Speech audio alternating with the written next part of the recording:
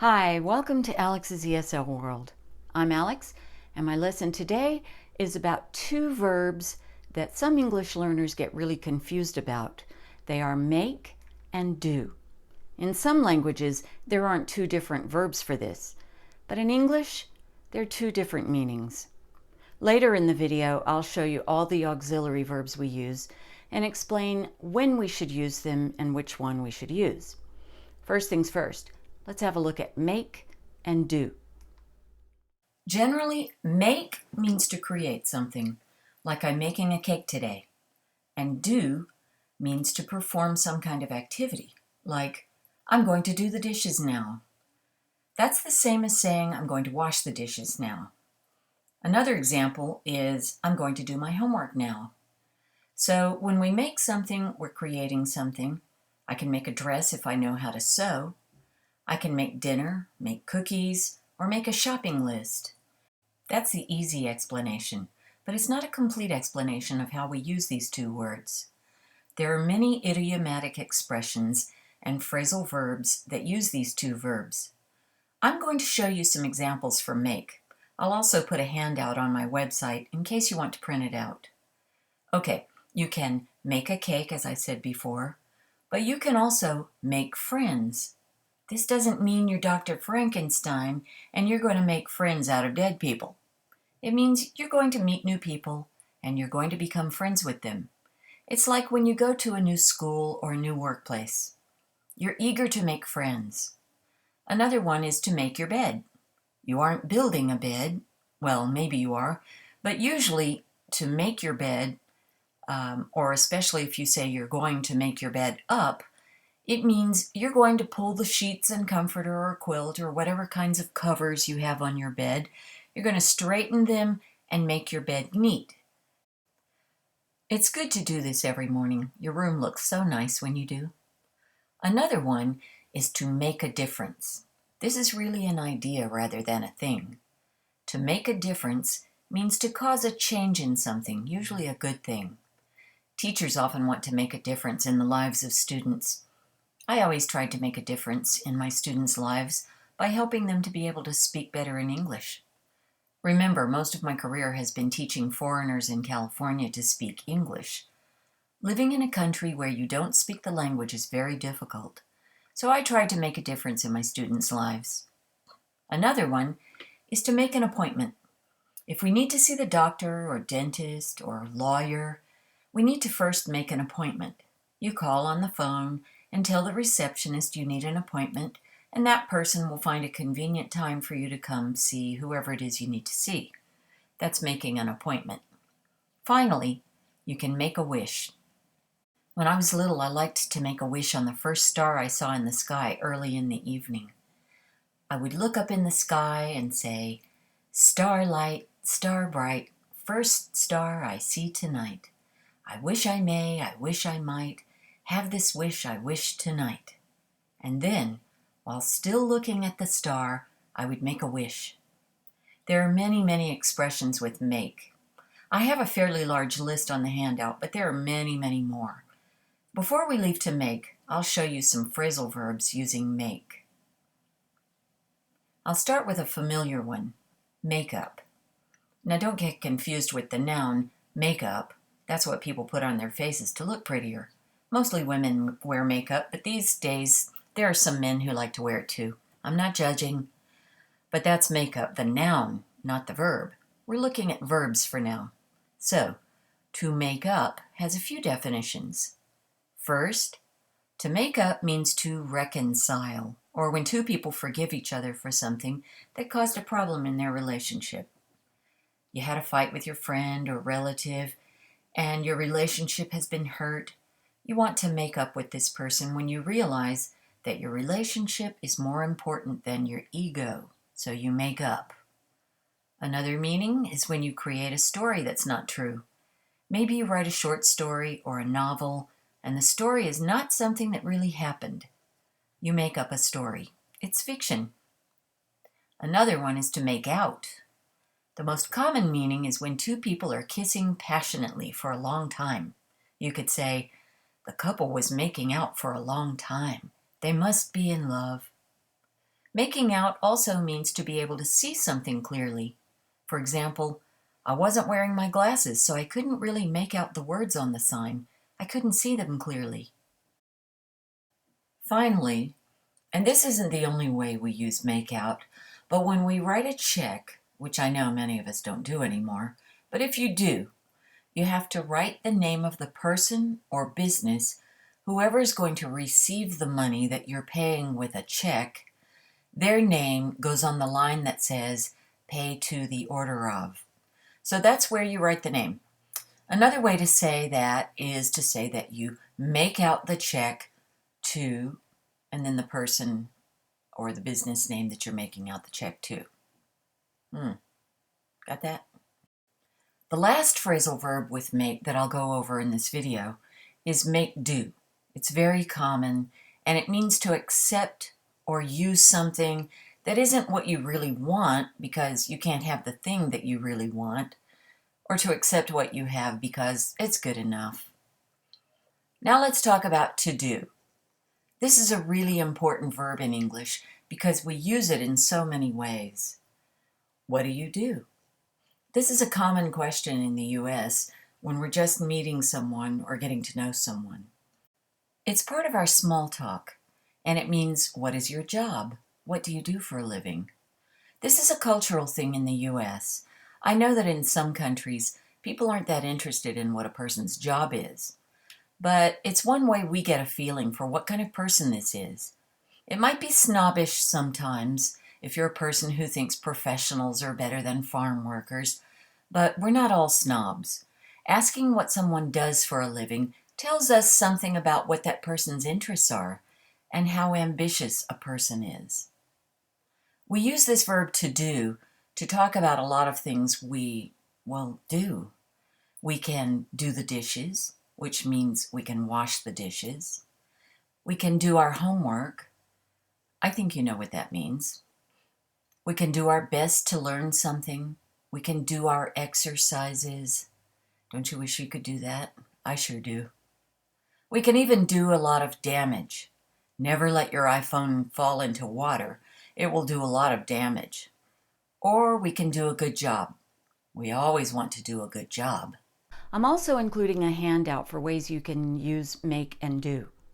So that's an introduction to make and do. I hope I cleared up some misunderstanding between these two verbs. Now I want to talk to you about auxiliary verbs, and I'm going to start with do, since that's a verb we were just looking at. Do has three very important functions. We use it a lot. One way do is used as an auxiliary is in questions. We add do when we're asking a yes/no question. We just put the word at the front of the sentence before the subject. For example, do you like studying English? And of course your answer would be, yes, I do. So we also use it in the short answer. You don't have to say, yes, I do like studying. But you can if you really want to emphasize that you really do like it a lot. Next kind of question we use do in as an auxiliary verb is in WH questions. We don't use do as the only auxiliary with WH questions, but we do with some. For example, where did you get that dress? Maybe I really love the dress you're wearing and I think I might like to shop in that store. So I would ask, where did you get that dress? The last kind of question that takes do as an auxiliary is the tag question. Like the WH question, tag questions don't always use do, but they do sometimes. Have you noticed how many times I've used do in this explanation? We use it a lot, like I mentioned earlier. Okay, tag questions. An example would be, you did your homework, didn't you? We use do as an auxiliary for WH questions and tag questions when we're asking about some kind of activity. Remember, do is all about activity. Another way we use do as an auxiliary verb is when we make a sentence negative. To make a sentence negative, we add do and not.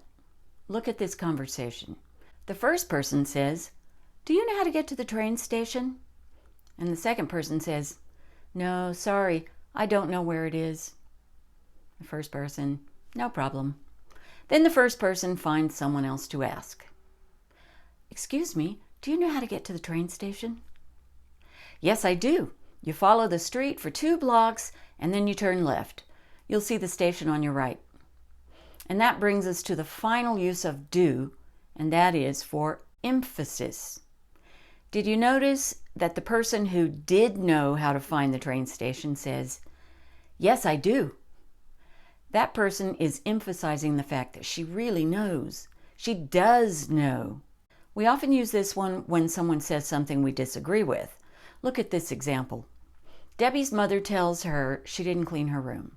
But Debbie disagrees. She says, yes, I did clean my room. This is using do as emphasis. And her mother used do to make a negative. So these are ways we use do as an auxiliary.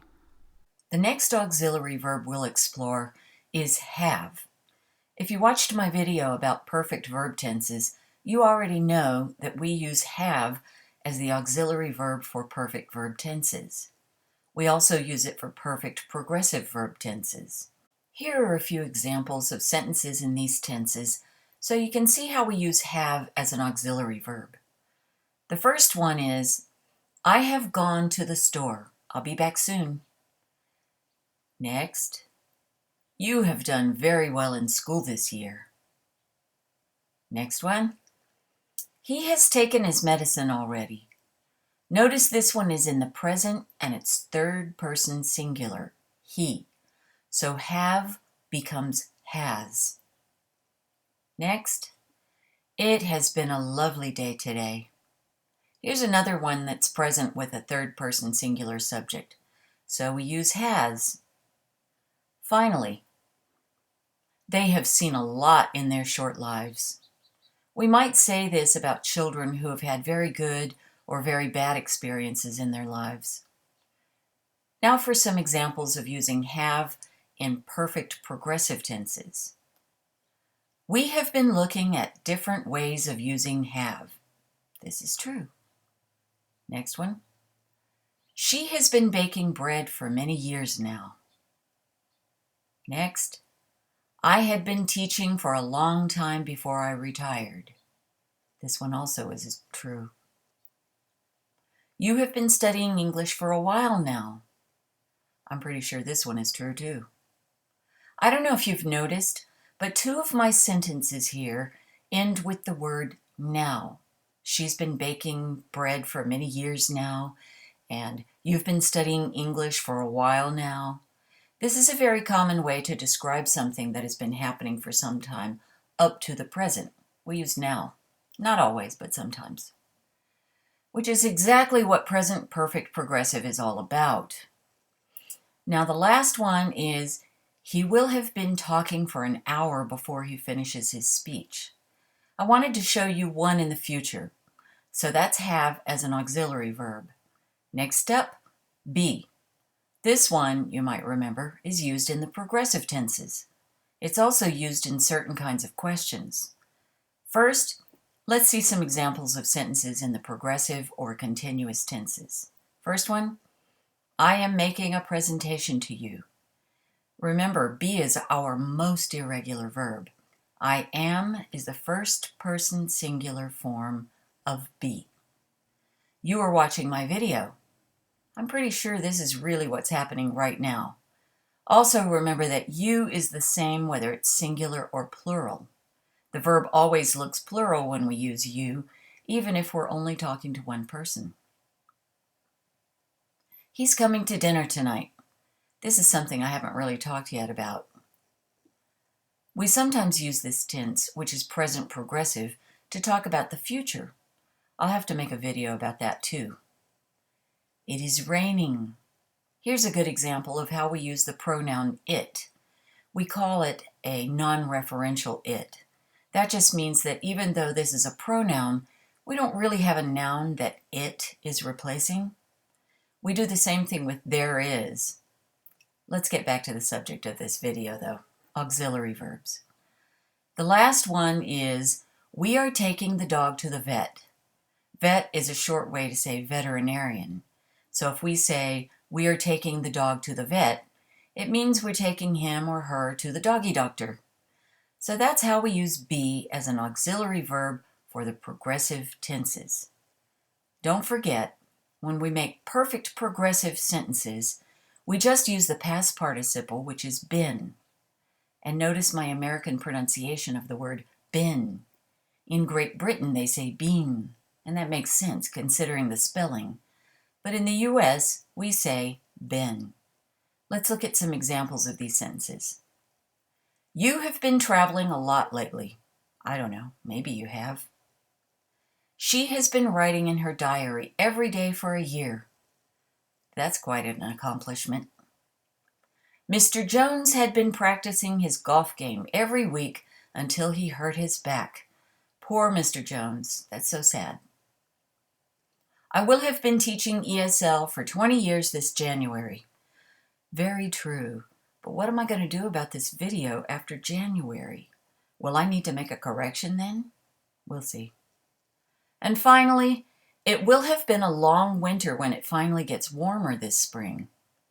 I was thinking about my daughter who's moving from Oregon soon. She couldn't bear another snowy Oregon winter. All this talk about perfect progressive reminds me of an old song. The first line of the song is, I've been working on the railroad all the livelong day. I learned this as a child. I think most American kids do too. It's an excellent example of a sentence in the present perfect progressive. Be is always been in this tense. There's one thing I should mention. I've been making sentences without using contractions so you could easily see the auxiliary verbs. But you should know that when we speak, especially when we speak, we usually use contractions. We do it when we write also, but more often when we speak. Just keep that in mind. So what about the questions that use be? Remember when I said that do is used for some yes-no questions and WH questions and actually tag questions too? Well, be is used for the rest of them. The first type of question we're looking for is a yes-no question. Here you can see, are you studying English? Of course you are. But how do we know whether you use are or do? In this case, our question is in the progressive tense. When we use the progressive tense, we have to use be. Are, of course, is a form of be. We could be asking something like, are you here right now? Maybe you're standing at my front door and I didn't hear the bell. So you call me on the phone and I ask, are you here right now? Your answer would be, yes, I'm here. Here, be is the verb. There's no auxiliary verb here. So we use be in progressive sentences or when the verb of the sentence is be, if there's no auxiliary verb. So both questions and the answer use be. We use do or does in other yes-no questions. What about WH questions? Our example is, when are you coming over? Maybe I invited you to come over to my house for a visit. I want to know when to expect you, so I might say, when are you coming over? It's understood that I mean to my house. Just like with the yes-no question that was in the progressive, when a WH question is in a progressive tense, we have to use be as the auxiliary. I asked you when you are coming. That's a progressive verb, so we have to use be instead of do. What if I say something like, where's my phone? Here, is the verb of the question, and there's no auxiliary verb. Finally, what about tag questions? A tag question has a statement with a little added question at the end. For example, he's Italian, isn't he? The rule is pretty straightforward. If the main sentence in a tag question has an auxiliary verb of be, then you use be in your tag question. If not, you use do. So another way to express this same question is, he comes from Italy, doesn't he? That's what you would have to do to be able to use do in your tag question here. The rest of the auxiliary verbs are modals. I talked about will when I showed you the various future tenses. Will is certainly an auxiliary verb. It shows the future. Will is also a modal. I'm going to make a whole video about modals, so I'll mention will more then. Just know that will is the modal that shows the future. And that's it for make and do and auxiliary verbs. I hope you understand the differences between make and do. If not, please ask me an English question. Have a wonderful day and remember to be kind to each other. So long for now.